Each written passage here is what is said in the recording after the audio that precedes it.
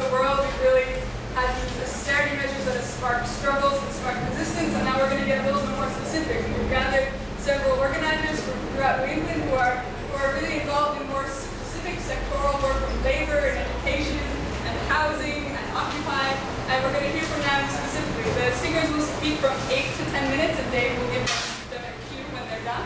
And then afterwards, we'll have another round of questions. So we'll save all our questions until the panel is done speaking. So I'm going to introduce Ellen David Friedman, and with a quite impressive biography. I have that she is a Vermont-based union organizer and a founding member of the Vermont Progressive Party at the Vermont Workers Center.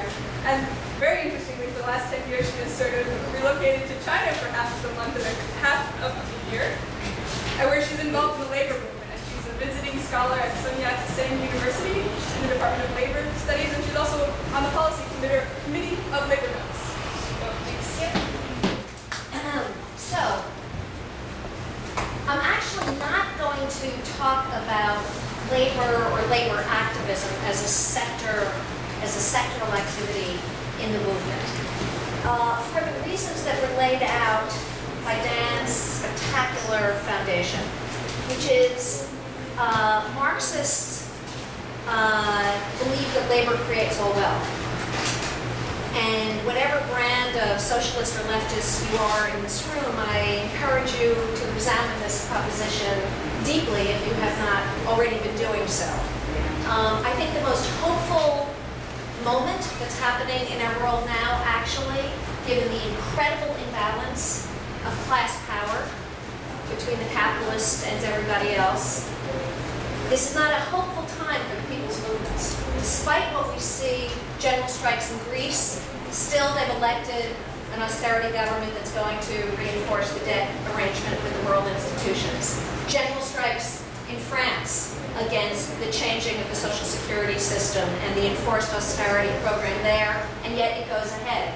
Wisconsin, tremendous civil upsurge, not a general strike, but fantastic social mobilization, and yet the bill that people were protesting goes ahead and continues to undermine and destroy the labor movement there.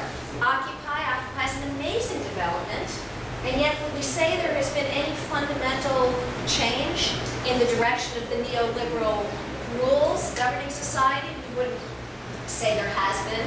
The Indignados in Spain, Italy, same thing. So what we see is not a lot to give us hope now, but really, please, if we are socialists, if we are Marxists, the idea of hope, it's an illusory concept. It's not an emotional state of mind. We have to be on a path because we study history and we are committed to certain principles. If we're committed to the principles of class solidarity that comes from the creation of all wealth by labor, that eventually the only way towards human liberation is to abolish private ownership of property, there will be good times and there will be bad times. And we keep on that path. Now, the reason I'm optimistic in this period of time, despite the weakness of class power, is because of the reemergence of Marxist study, which is why I really have to thank the Solidarity branch in Boston for this, and solidarity organizations in other parts of the country for organizing these schools, because Marxist study, which is really what's happening here, is what we can do, what we must do. We must develop, as Dan pointed out, there have been other periods of history that were very, very dark, in which people came into struggle, but had to take direction from something. So the question is, what do you take direction from? So my point of view is, well, we take direction in the future from understanding history and where history is moving. So, having said that, what is happening with labor? So, it is a moment, as I said a second ago, of tremendous imbalance of class power. We need nothing more than to know, for those of you who are in unions, how many of you here are union members? Right?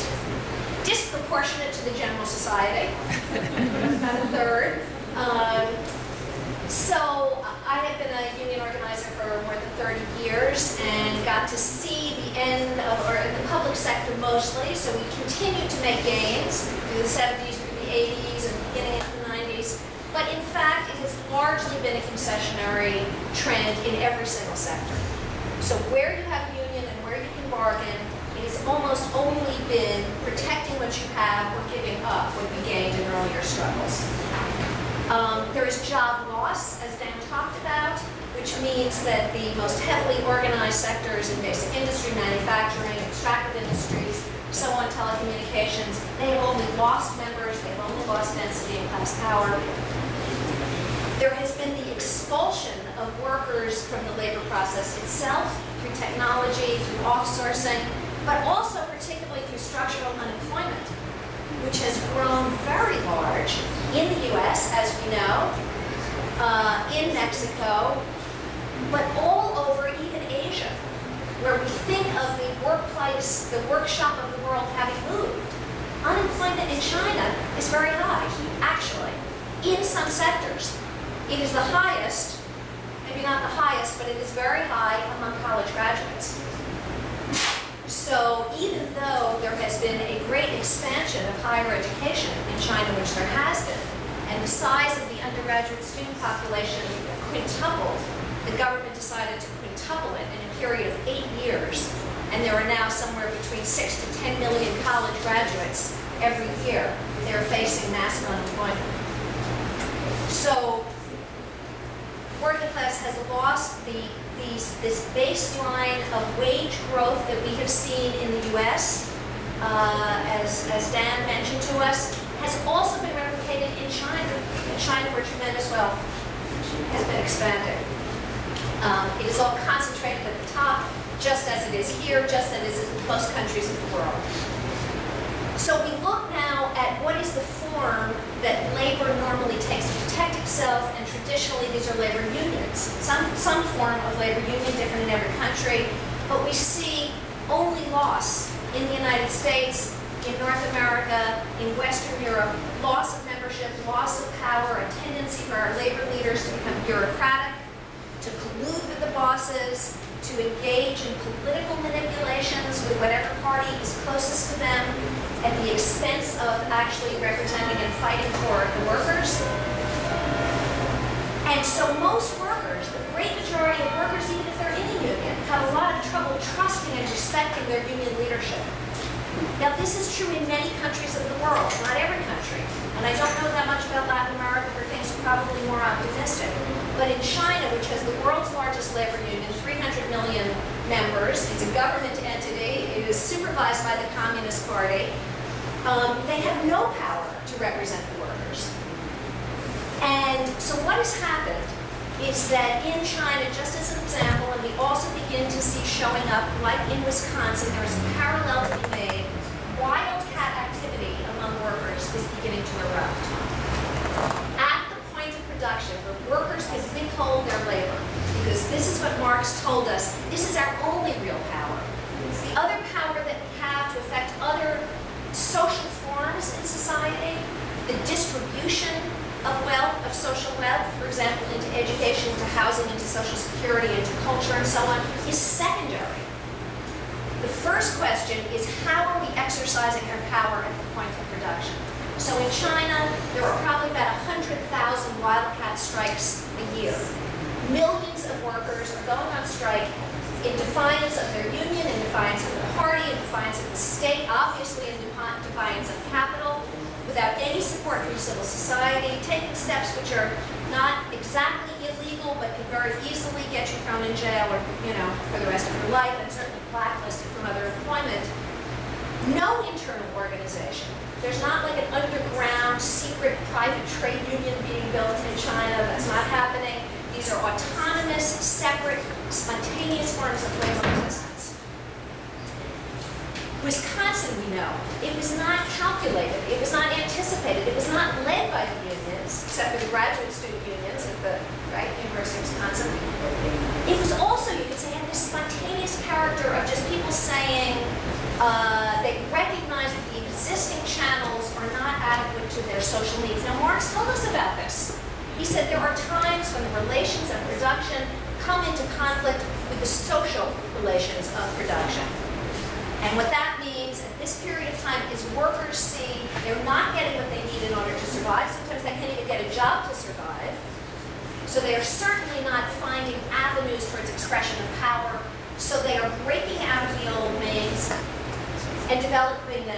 themselves. They're these kind of, we would say, blind and kind of crude and rough and non-programmatic expressions like Occupy, like the Indignados, like the Wildcat Strikes in China. Now, there's one last point I want to make about how difficult this is going to be, and then I think my time is probably up. Capitalism has reached a stage in terms of its globalization, its global nature, where it has outstripped its national character to an increasingly large degree. And what this really means is that the international trade agreements, which all of us have fought probably, that, you know, we fight the FTAA, we fight NAFTA, and the World Trade Organization, we protested the G20, it's because we know that there is a superstructure of law and policy that has been established to govern the movement of capital around the planet. How to make it safe for capital to move wherever it wants, whenever it wants. The counterpart of that is to make it as unsafe and unregulated as possible for workers to combine. Capital can combine whenever and wherever it wants. Workers may not. Now, this not only means the busting of unions and making unions either illegal, assassinating labor leaders, as happens, you know, in many parts of the world, jailing them in other parts of the world, but what it also means is an active effort to break up or decompose the working class itself. And the thought that I want to leave you with is this. Work continues, right? Work continues. We need work to make clothes and food and chairs and repair electricity and so on. But it doesn't need to continue in the form that it took when capitalism was born 200 or 300 years ago. It doesn't mean that workers will inevitably be brought together in factories or in groups where they get to meet and know one another and combine into unions, which is what Marx told us would happen. So the job that the capitalists in hand with the state, that states in many countries, including the US and China, have taken over the last 30 years has been to break up the working class primarily through what we can think of as hyper-casualization or hyper-atomization. So I won't ask you for a show of hands, but I would be curious how many of you in your own life or have people who are closely related to who really don't work for an employer. You might be an independent, self-employed consultant. You might be a temp worker.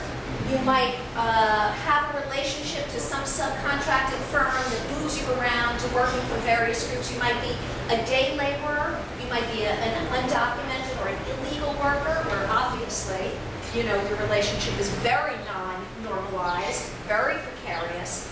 So the growth of precarious employment is cataclysmic. It is cataclysmic. In China, I think it's reasonable to estimate that out of a workforce that's about 600, maybe 600 million people, who knows, 600 to 800 million people, you know, there's some people that say as many as 2/3 of that maybe in non-normalized relationships to their employers. Everything from black market employment, day labor, subcontractors, on and on and on.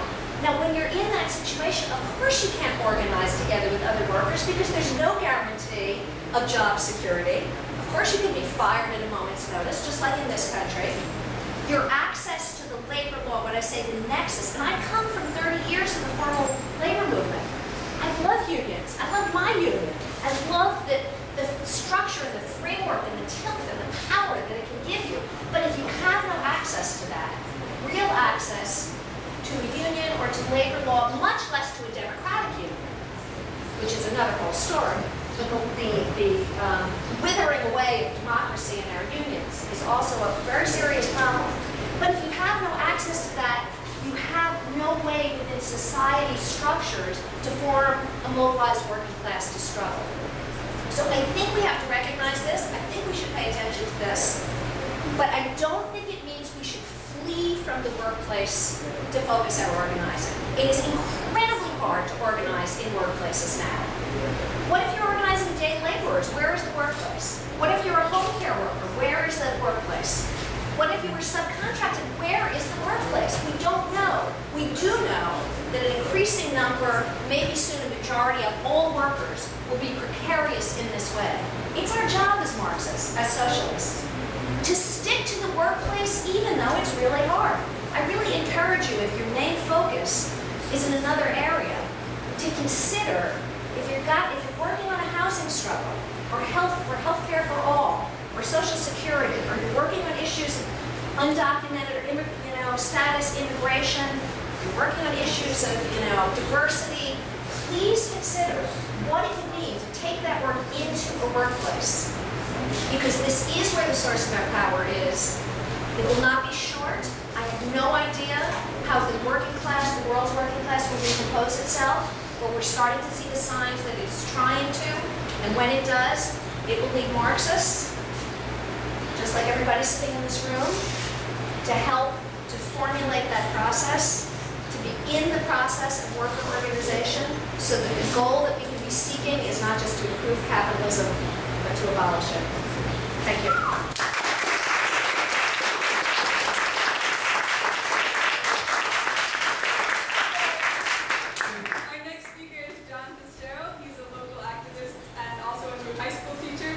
He has lots of free time, and he's going to talk to us about the attack on K-12 public education. Hey, so I'm a teacher. I'm a new teacher. So on behalf of all teachers everywhere, I want to apologize for causing the economic crisis, for bankrupting our state, and for generally contributing to the world economy. I want to start with a quote because I think it's important to recognize that that what's happening now with the economic crisis and austerity is the implementation of a plan that's been in the works. And so this is a quote from an organization, the investment bank called Montgomery Securities, and they say the following. Excuse me, I'm sorry, can you just speak a little more slowly? Sure, sorry. For everybody, Yeah. especially because I didn't. Thank you. So Montgomery Securities released a prospectus in the early 2000s, and they said, quote, the education industry represents, in our opinion, the final frontier of a number of sectors once under public control that have either voluntarily opened or been forced to open up to private enterprise. The education industry represents the largest market opportunity since healthcare services were privatized during the 1970s. While college education can offer attractive investments, the larger developing opportunity is the K-12 market. The K-12 market is the big enchilada. And so that's from the investment bankers, and that's how they view education. And for 30 years, they have been developing strategies to take advantage of what they see as the big enchilada, a tremendous investment opportunity. $400 to $500 billion a year are spent on public education, and they want their piece of that. So what we're talking about is the privatization of public education. An opportunity, the economic crisis and austerity allows the opportunity for them to go really aggressively towards their goal. We see it, like whenever there's a crisis, they're allowed to do this or they get away with it. So for example, in New Orleans, after Hurricane Katrina, they essentially privatized public education in New Orleans. Now about 70% of New Orleans students go to charter schools. So really dramatic transformation. The kind of thing that Naomi Klein calls the shock doctrine. There's an opportunity to implement these plans, and they do it. And just Arne Duncan, who is the current Secretary of Education, he said in response to Hurricane Katrina that Hurricane Katrina was the best thing that could have happened to public education in New Orleans. So this is a bipartisan plan that has been in the works for a long time, and now it's being implemented really aggressively. So the biggest obstacle to this larger objective of privatizing education are unionized teachers. So they're going after unionized teachers now in a very, very aggressive way. And so what I want to talk about is some recent developments in Massachusetts related to an organization called Stand for Children. Has anyone ever heard of Stand for Children? You raise your hand if you've heard of Stand for Children. Okay, Stand for Children is an organization that began in I think 1999. They started out as a legitimate grassroots organization whose goal was to increase funding for urban school districts. They have since become a wholly owned subsidiary of the corporate-sponsored Education Reform Project, They get their funding from the Waltons, the Kochs, the Gateses, etc. So they were in Illinois in 2010, and through some backroom dealing and throwing lots of money around and manipulations, they were able to get legislation passed that they believe would make it impossible for Chicago teachers to strike. They're wrong, and I'll say more about that in a second. But that's what they believed they did. And they thought this was a tremendous victory. They decided after this that they were going to come to Massachusetts and try and do something similar here. And that's an interesting choice for two reasons. On the one hand, Massachusetts is a strong, historically union state. And so they're coming they're not going to some right-to-work state. They're coming at a state that potentially should raise some real challenges for them. The other thing that's interesting about Massachusetts is it has some of the best schools in the country, arguably the best according to certain criteria. So they're coming here. They're not coming to a state where education functions at a low level and where there aren't strong unions. So they came here, and essentially last year they collected signatures to put a ballot ballot question on for this coming fall that would have essentially done away with what is called professional teacher status, commonly referred to as tenure. The Mass Teachers Association, 100,000 members strong union that includes most public teachers in Massachusetts, along with university professors at UMass Boston and UMass Amherst. The leadership of the MTA, Massachusetts Association, essentially decided not to fight. They didn't think that they could win in a ballot question, so they said, screw it, we're going to negotiate with Stand for Children, this horrendous organization, and we're going to kind of try and make something less awful than what we otherwise would have had. And just this week, the legislature has passed legislation that essentially takes away seniority for Massachusetts teachers. And so, what seniority is essentially, when it comes to time to layoffs, the people who were laid off first are the people that have been there with the least amount of seniority. So that is now gone. And so in Massachusetts now, in the last couple of years, as a result of actions by the corporate ed reformers, Massachusetts public teachers no longer have the right to collectively bargain over health care. They've been forced to accept a new evaluation tool that's going to tie student tests to teacher evaluations and probably ultimately teacher pay, and now teachers have lost seniority. So, real significant attacks. I mean, these are the kinds of things that we saw coming for a while, but no one thought they were going to be here this soon, and now they are here. And what we're looking at is really privatization of the public education in a really aggressive way. There are folks are following this. Besides Katrina and its implications in New Orleans, the Philadelphia school system has recently described itself as essentially insolvent, and it's proposed dissolving itself and turning over the running of schools in Philadelphia to private interests. And so it's really getting aggressive. But there are fightbacks. So let me just say a couple of things. In Chicago, a reform caucus in the Chicago Teachers Union did come into office a couple of years ago in 2010. They have just, in the last week, their membership has authorized the leadership of the union to strike this coming fall, if necessary, over negotiations. And this is really important to highlight this. It's not 90% of those who voted. It's 90% of all Chicago teachers, because that was the law. The law that Stand for Children in Chicago changed said that you needed to get 75% of all possible teachers, not just the ones who vote, in order to authorize a strike. So through tremendous organizing, they have gotten the authorization to strike. And if that happens in the fall, that's a struggle we're all going to have to pay attention to and support. Locally, there's an organization called Teacher Activist Group, or TAG Boston, which is doing really important work of making connections between communities that are most affected by a poorly functioning education system and progressive educators. And some of those people are on the executive board of the Boston Teachers Association, and these people have begun to create what's called a community advisory board, where the community members can have a real say in the union, and it's those links that are essential to creating the kinds of movements that I think we're going to need. And then finally, there's a kind of a new development in the Massachusetts Teachers Association. There's a reform caucus called Educators for a Democratic Union. And what they are trying to do, it's mostly, rank and file teachers throughout the state, local presidents who are just absolutely fed up with the unwillingness of the leadership of the MTA to fight. And so now they are trying to organize themselves in order to begin to fight back, perhaps change the leadership, but at least change the union so that the next time we're attacked, they will in fact fight back.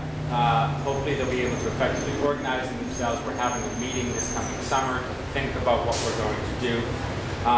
But it's, you know, if we can organize ourselves, organize the union, make connections with our brothers and sisters in other unions. Teachers often don't like to think of themselves as working class and as union members, but we are, and we need to transform how we think about ourselves. And of course, make those connections with the community, then I think that we might have a chance of actually successfully, at least fighting against the next attack, whether or not we'll win. And the next thing probably coming down the pipe is in the next couple of years is probably going to be a ballot initiative that is going to remove the cap on charter schools in Massachusetts. Right now they're limited dramatically, and charter schools are of course the way to kind of wedge in privatization. So you know, it's a really distressing story, but there are some fight backs, so hopefully those will strengthen.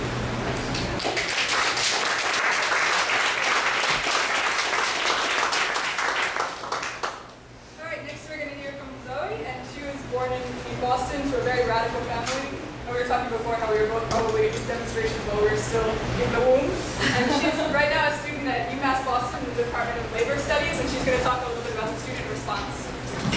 Okay. Hi everybody. How are y'all doing today? Good. Come on, let's get a little bit of energy going. Who here wants to create change? Raise your hand. Come on. Raise your hand if you want to create a little bit of change in this world. Yeah? Yes. All right, cool. So, my name is Zoe. I'm 20 years old. I was born and raised here in Boston. And when I was 6 years old, 14 years ago, I asked my mom why we couldn't win. She said it was because the left was divided. So I'm here to tell you about how I learned that story. But first I have to backtrack a little bit. In 2009, I left Boston to go to school in North Carolina. I went there to major in social work, and it was then that I realized that I had a commitment to organizing in my hometown, a commitment to organizing in my roots. So I came back, and in the fall of 2011, last year, was my first semester at UMass Boston, and I'm studying labor. So naturally I wanted to organize, and that was pretty easy because there was all this energy coming off of Occupy Boston. Students were excited. Out of that energy came the student union. And we began to kind of engage in this open process in developing this organization, but that proved to be difficult because there was a national powerful sectarian organization that was at the table, that came to the table with a fixed agenda. And they would come to meetings, they would have this like campaign that was kind of absurd, and they would drop the issue a week later. They would talk about how awesome other campaigns were internationally at different colleges around the world. One time, I came to a meeting, I was really hungover, so I decided not to participate. Instead, I took tabs of how many male-bodied people spoke over how many times female-bodied people spoke. The numbers were about even in terms of who was present, but by the end of the meeting, male-bodied people had spoken twice as much as female-bodied people. So I just kind of stated this, and I said, I think it's kind of important, you know, that we think about this as we try to engage in radical spaces. And a few people came up and thanked me afterwards, which was nice and affirming. It takes a little bit of guts to do that. At the next meeting, I wasn't present, but apparently I was verbally attacked for having said this. People from this organization said it made them feel uncomfortable, and I thought it was unnecessary. So the presence of this organization in this open process made me feel powerless, because I didn't feel like I had a way to call them out or hold them accountable. We wanted a grassroots model that took direction and leadership by the student body, and that conflicted with this already fixed and non-transparent agenda. I began to wonder if this conflict had existed before, because I had older mentors who were like, UMass Boston is the shit, like, they can shut down the campus, you know, they have all this, they're doing all this amazing stuff, they did all this amazing stuff, and that was like 40 years ago. There had also been this really cool 2008 veteran-led anti-war movement that had mysteriously dissipated. I couldn't find any answers to this, and as I was doing this research, the conflict was increasing. It was now December, and this organization had suggested an occupation of UMass Boston. We were about to break, it was freezing, and it was just kind of like, the student union was, like, also the student union was also about to fall apart. We were losing students who had been previously excited about organizing and new to organizing. They stopped coming to meetings, which was a huge bummer. You know, that's the goal. You want to get people amped and new people involved.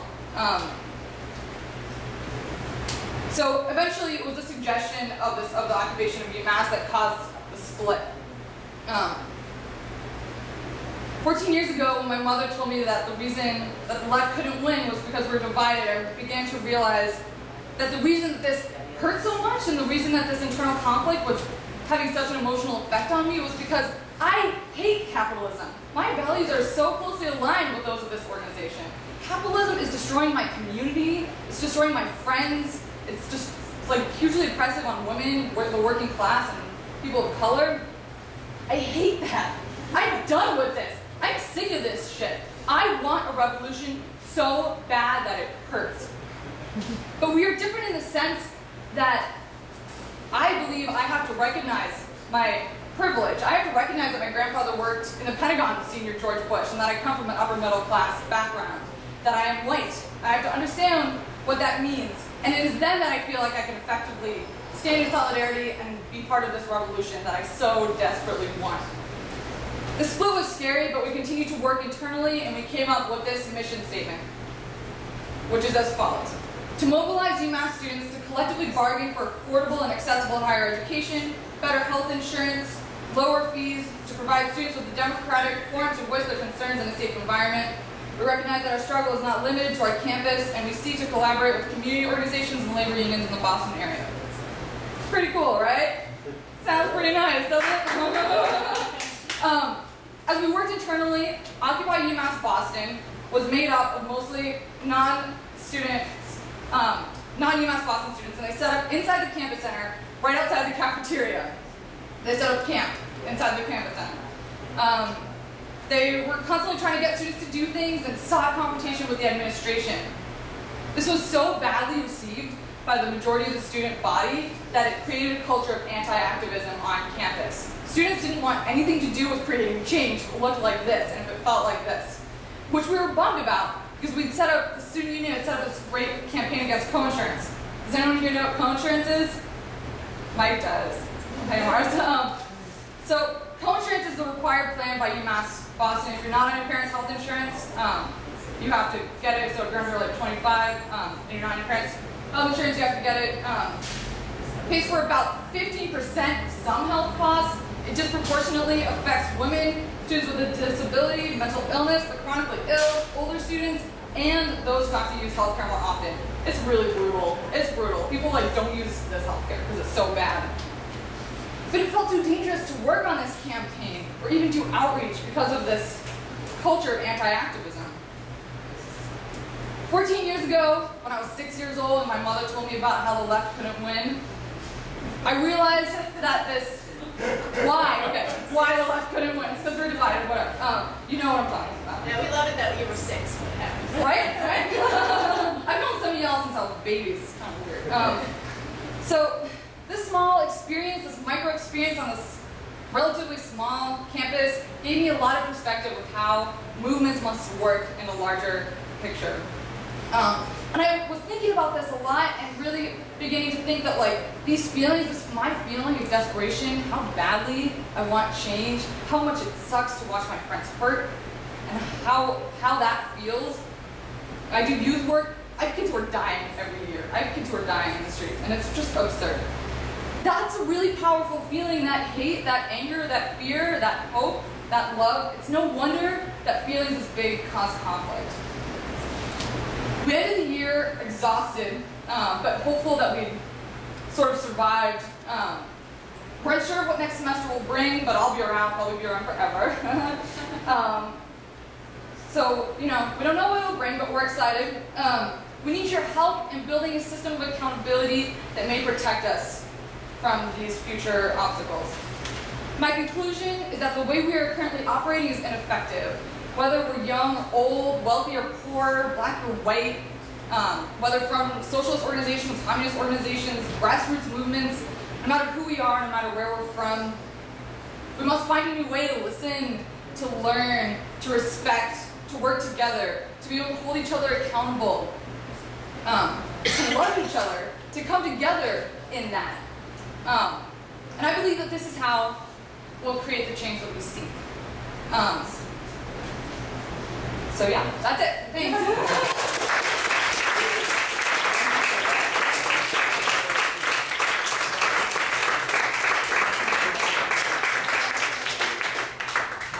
Next, we're going to hear from Dave Burke, who was awesome enough to come and sit in for another speaker that couldn't attend today.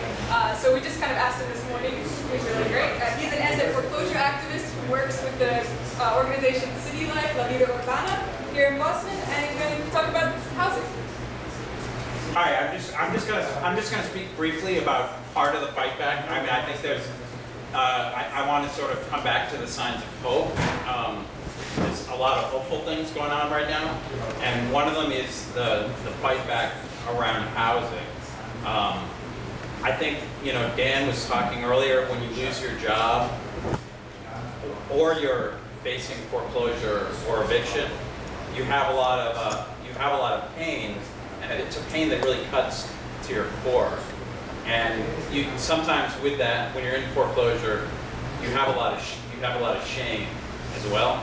You're feeling the larger society tells you that you should feel shameful about such a thing happening to you. So that's sort of where we start at City Life, is when people come in the door at City Life facing a foreclosure or an eviction, we tell them to check their shame at the door. You know, check your shame at the door. Check your shame at the door. And we organize around, especially around foreclosure. Traditionally, we've done tenant organizing, where at one point, about maybe 6 years ago, there were about 1,000 units in Boston that were that were under contract in City Life aided negotiations. But now we're very involved in the foreclosure crisis, and we do it by means of a method called that we call the sword and the shield. Sword and the shield. So the sword is public pressure and public demonstrations. For a while, we were doing almost one demonstration a week. And you know, really going after the banks full force and frontally, and without that kind of pressure, we wouldn't be able to change the debate around the housing crisis, around foreclosure. We need that sword to do that. The second part is the shield, which is your legal defense. And people are doing legal defense in a lot of different ways. We work with what I would call movement lawyers. You know, they kind of are. Yeah, from Greater Boston Legal Services and other legal services in the area. We work with them to help people often when you get into foreclosure, you think that the foreclosure happening means you have to leave the house. It doesn't mean that. Only a judge can evict you.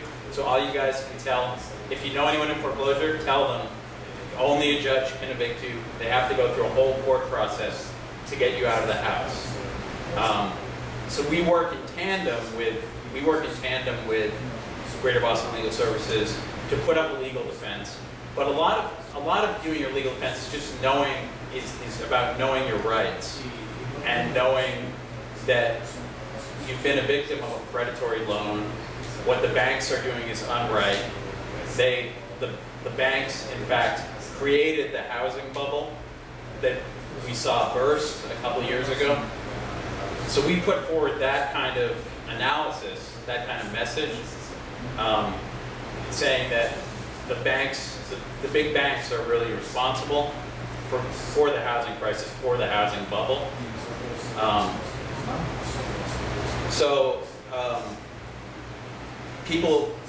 A lot of people go pro se. They represent themselves in court, and we find that often that can be very powerful when you tell.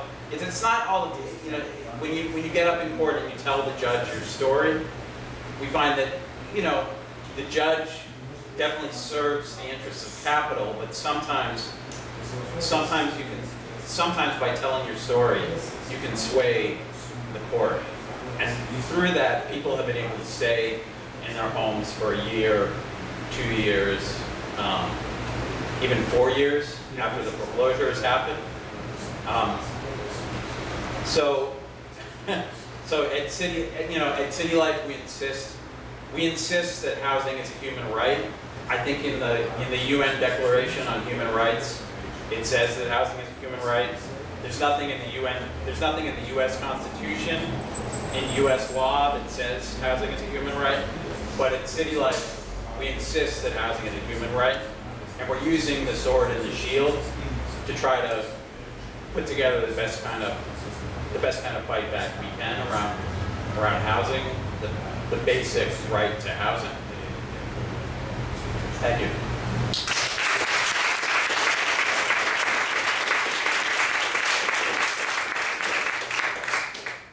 So next we're going to hear from Susie Houston, who's a local activist involved in many organizations. She's very active in Occupy Boston, and also another organization called Community Change. She's going to talk about Occupy Boston through the work that she's done at Community Change, which is an anti-racist organization. I think this is a very interesting perspective that she has. So thanks.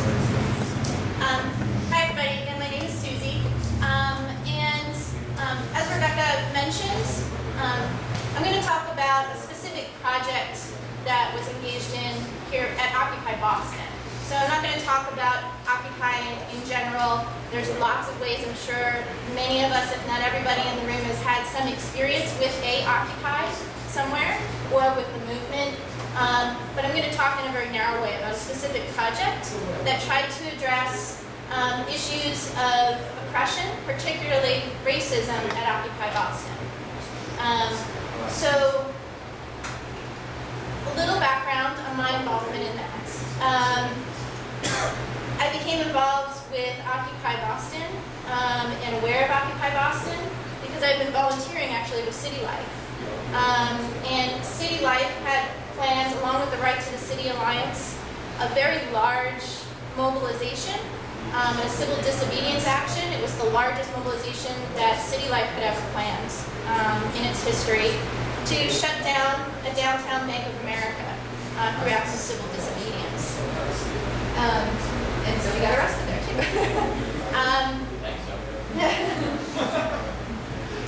This happened to time at the same week that Occupy Boston launched its first General Assemblies to talk about encampment. Occupy Boston began those General Assemblies, and for anybody in the room who was at those initial General Assemblies on Boston Common, you would be aware that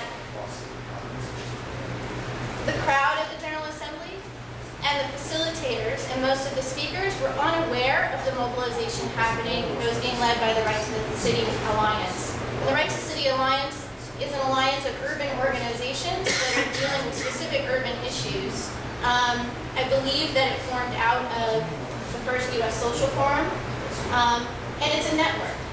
And it was very significant that they decided to have a national conference in Boston because of the primacy of the work that City Life Leader Obama has been doing. And it's predominantly led by community organizations that are member-led. So the members direct the campaigns, and most of those organizations are led by members who are people of color. Which, to the makeup of a lot of our occupies, whether they began that way or not, is a very different makeup. So it was significant that the start of Occupy Boston was not aware of these movements and chose, even when it was brought to the attention at the General Assemblies that these movements were happening, chose to occupy on the same day that City Life and the Right to the City Alliance was doing their mass mobilization.